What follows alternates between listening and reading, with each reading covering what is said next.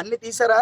దర్యాప్తు చేసాము, మీరు ఎవరు మాట్లాడొద్దని పోలీసు వారు అంటారు. ఇష్టం వచ్చినట్టు చెప్పొద్దండి. ఎవరు ఇష్టం వచ్చినట్టు చెప్పట్లేదు. ఇక్కడ జరిగింది చెప్తున్నారు. మీరు జరిగింది ఏం చేస్తారో అడుగుతున్నారు. మేము ప్రభుత్వాలకు వ్యతిరేకం కాదు, మిమ్మల్ని మేము బ్లేమ్ చేయట్లేదు, మీకు మేము వ్యతిరేకం కాదు, న్యాయం చేయమని అడుగుతున్నాం. మాకు న్యాయం అనేది జరగాలి. ప్రవీణ్ అన్న విషయంలో ఖచ్చితంగా న్యాయం జరగాలని మేము మనస్ఫూర్తిగా కోరుకుంటున్నాం. వస్తుంది. మనం అందరూ ఖచ్చితంగా మీ అందరికీ పిలుపు ఉద్యమిద్దాం. దీని మీద ఒక కార్యాచరణ జరిగినంత వరకు కూడా మనం ముందుకెళ్తేనే మనం నెక్స్ట్ క్రైస్తవ్యాన్ని కాపాడుకుంటాం. లేకపోతే మన ఒక్కరిని కూడా ఇక్కడ ఉన్నవారు జాగ్రత్త పడాలని మరొకసారి మీకు తెలియజేస్తూ, మీడియా మిత్రులారా నిజమేటో జనాలకి చెప్పండి. దయతో తారుమారు చేయకండి. మేము ఆడిన మాటలు అలాగన్నారు ఇలాగన్నారు అని దయతో తారుమారు కూడా విజ్ఞప్తి చేస్తున్నాం. చెప్పండి. నా పేరు హనీ జాన్సన్ అండి. నేను వైజాగ్ నుంచి వచ్చాను. నేను కూడా క్రీస్తునందు ఉన్న ఒక క్రైస్తవ రిప్రజెంటేటివ్ ని. ఈ తెలంగాణ గడ్డ మీద నన్ను కూడా అరెస్ట్ చేశారు. 14 రోజులు రిమాండ్ లో ఉన్నారు. ఇదే తెలంగాణలో గతంలో చేశారు. 2022 ఆగస్టు 17 తారీఖు నన్ను అరెస్ట్ చేసి ఇక్కడికి తీసుకొని వచ్చారు. అరెస్ట్ అయిపోయాం, చనిపోయాం అన్నది మా బాధ కాదు, కానీ ఇలా మా మీద వివక్ష చూపిస్తుంటే మాకు చాలా బాధ. ఈ భారతదేశం అందరిదన్నారు, అందరికీ సమానం అన్నారు, కానీ మమ్మల్ని ఎందుకు వివక్షగా చూస్తున్నారు? మమ్మల్ని ఎందుకు వ్యతిరేకిస్తున్నారు? మమ్మల్ని ఎందుకు దూరం పెడుతున్నారు? ప్రభుత్వాలు ఎందుకు మమ్మల్ని పట్టించుకోవట్లేదు? ఇదే మా డిమాండ్. మా కొరకు పోరాడే నాయకులు లేడు, మా కొరకు అడిగే అధికారులు లేడు కదండి. ఇక మా గలమే విప్పి ఎవ్వరూ అడగకపోతే మేమే మా కొరకు పోరాడతాం, మేమే నిరసన తెలియజేస్తాం, మేమే ర్యాలీకి వెళ్తాం, వీలైతే మేమే ప్రశ్నిస్తాం. ఈ ప్రశ్న విప్పడానికి ప్రతి క్రైస్తవుడు గొంతు లేస్తుంది. జోహార్ జోహార్ జోహార్, అమర్ రహే హే ప్రవీణ్ అన్న, ప్రవీణ్ అన్న, ప్రవీణ్ అన్న. చెప్పండి. ఏదైతే ఇప్పుడు ఎస్పీ గారు సారు అది రెడ్ కార్డ్ పడ్డదని అంటున్నారు కదా, చిన్న దుమ్ము లేసిందని అంటున్నారు.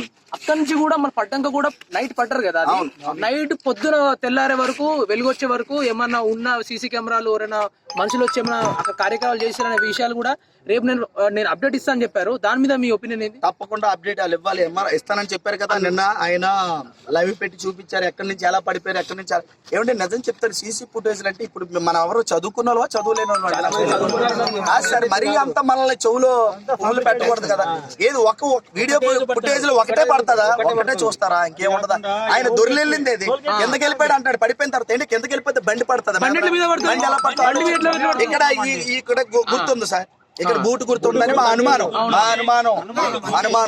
కన్ఫర్మ్ మనం చెయ్యం. అనుమానం బూటు గుర్తుంది. బండి ఎలా ఫెల్ట్ అవుతుంది, మ్యాన్ ఎలా పడుతుంది.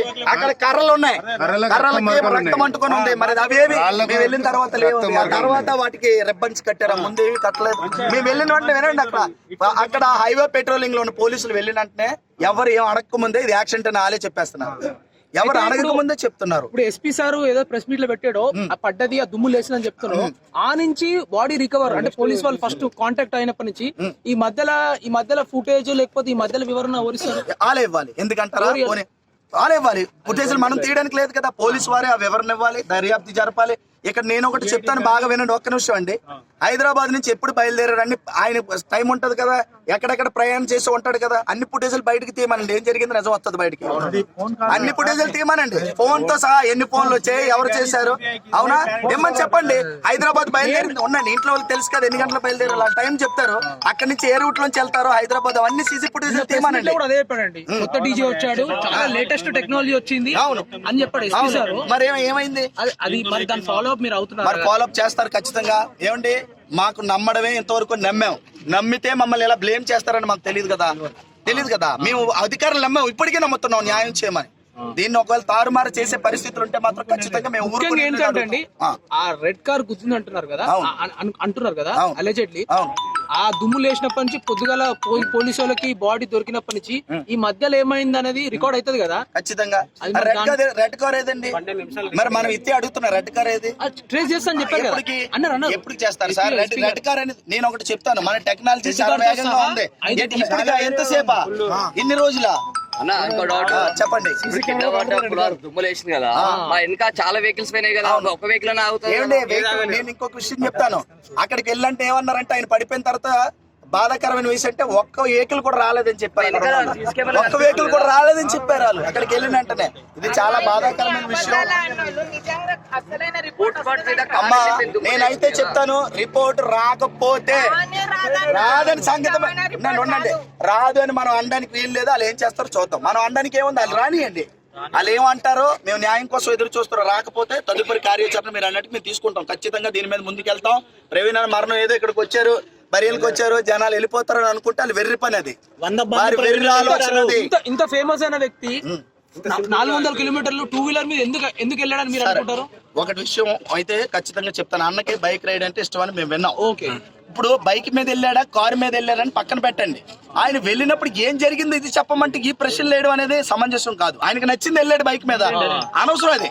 బైక్ మీద వెళ్ళాడు, జరిగిన అచ్చికి లేకపోతే ఏం జరిగిందో దానికి సమాచారం అడిగితే ఎందుకు వెళ్ళాడని అడగడం సమంజసం కాదు.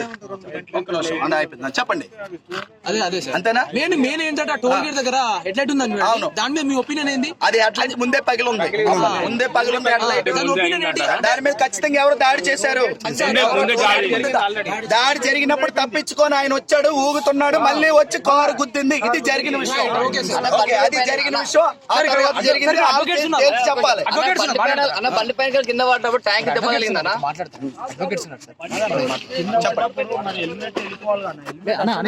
అడ్వకేట్స్ ఉన్నారు, మాట్లాడండి ఒక్క నిమిషం, నేను ఇక్కడికి వెళ్ళి